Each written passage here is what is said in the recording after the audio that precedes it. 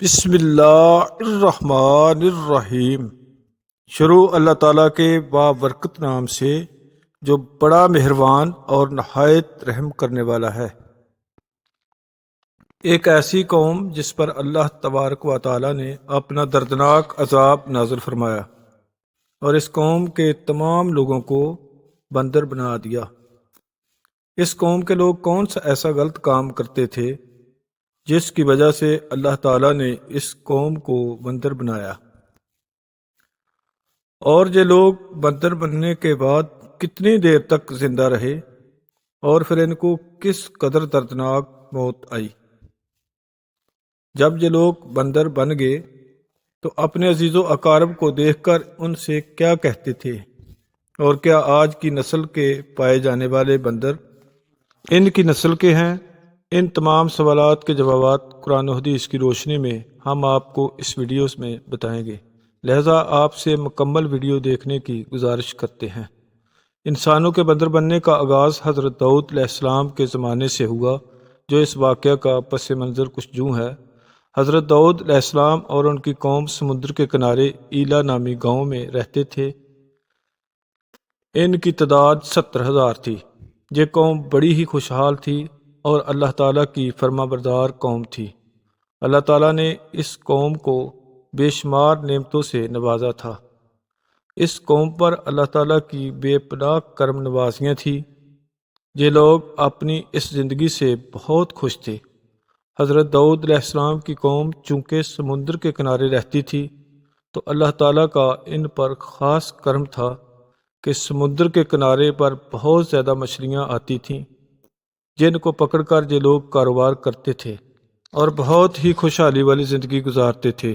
جب یہ قوم اللہ تعالیٰ کی نعمتوں کی وجہ سے خوشحال ہو گئی تو اللہ تعالیٰ کی نافرمانی پر اتر آئی اور طرح طرح کے گناہوں میں مبتلا ہو گئی، اور پھر ایک دن اللہ تعالیٰ نے اس قوم کا امتحان لینے کا ارادہ کیا اور پھر حضرت داؤد علیہ السلام کی طرف وحی بھیجی کہ وہ اپنی قوم سے کہہ دیں کہ ہفتہ والے دن مچھلی کا شکار کرنا بند کر دیں۔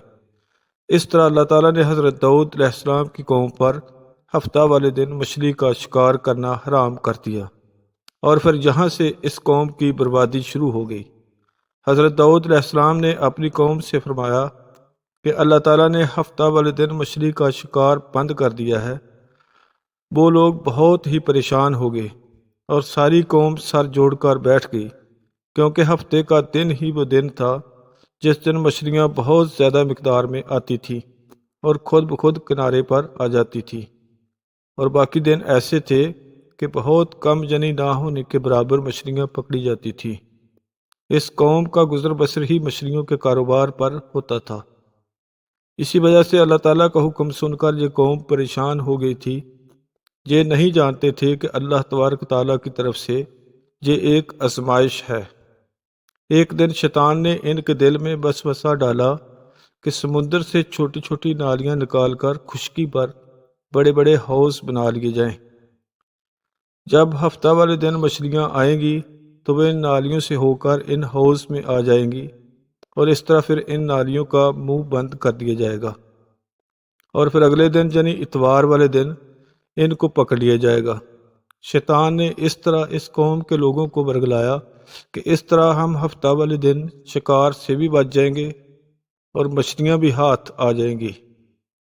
بہت سے لوگوں کو یہ چال اچھی لگی اور انہوں نے ایسا کرنا شروع کر دیا اور سمندر سے چھوٹی چھوٹی نالیاں نکال کر بڑے بڑے حوضوں میں ڈال دیں، جس کے ذریعے بہت زیادہ مقدار میں مچھلیاں ان حوضوں میں جمع ہو جاتی۔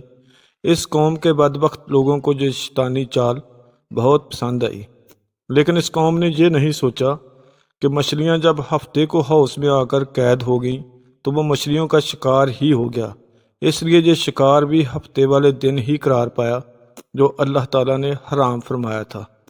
اس موقع پر یہودیوں کے 3 گروپ بن گئے۔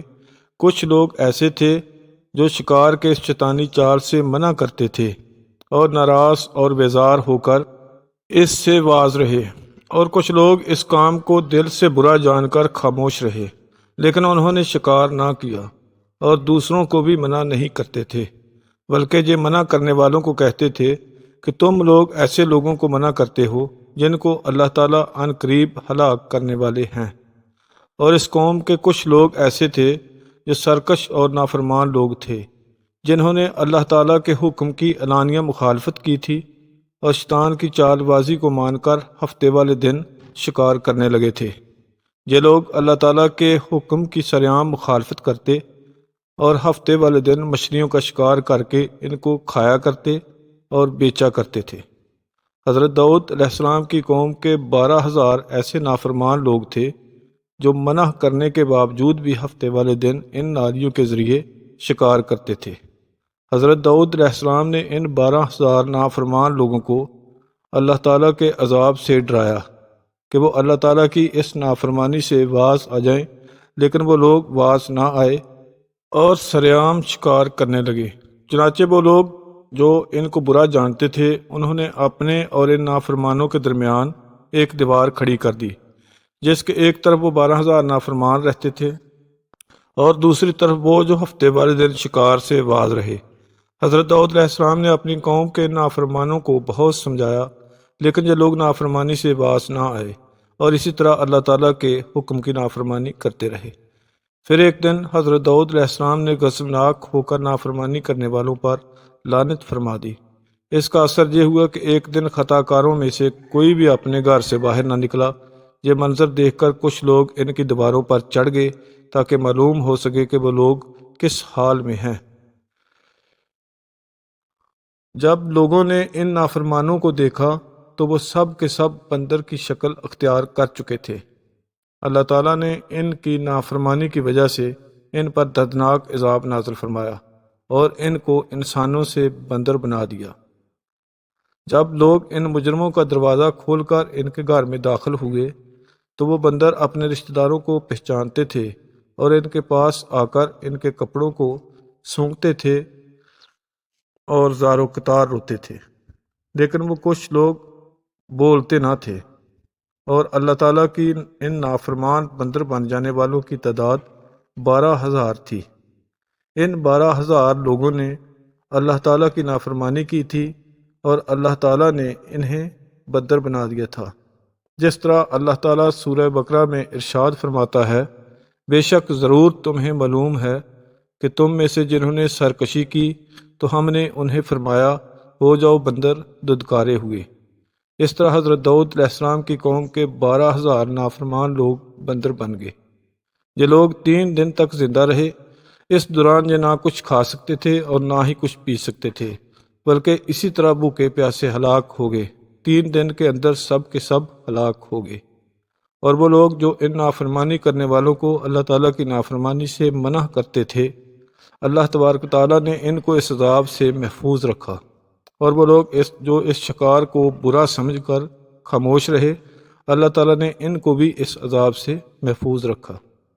اب بات کرتے ہیں کہ آج کے دور کے بندروں میں سے کیا کوئی حضرت داؤد علیہ السلام کے دور کا بندر بھی موجود ہے؟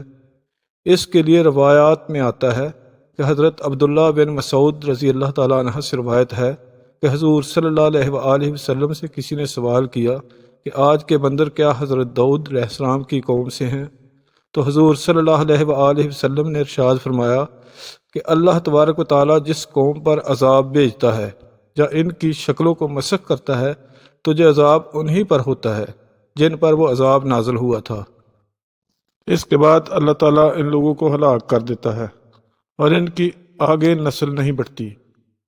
اس لیے یہ بات غلط ہے کہ کچھ لوگ یہ سوچتے ہیں کہ آج کے بندروں میں بھی حضرت داؤد علیہ السلام کی قوم کے بندر موجود ہیں۔ ایسا نہیں ہے۔ وہ لوگ صرف اور صرف 3 دن تک زندہ رہے اور اس کے بعد سب کے سب ہلاک ہو گئے، اور اللہ تعالیٰ نے اس قوم کے نافرمانوں کو صفحہ ہستی سے مٹا دیا۔ آخر پہ تمام لوگوں سے گزارش ہے کہ چینل کو سبسکرائب کریں، لائکس کریں اور کمنٹس کے ذریعے اپنا فیڈ بیک لازمی دیجیے گا۔ تھینک یو، شکریہ۔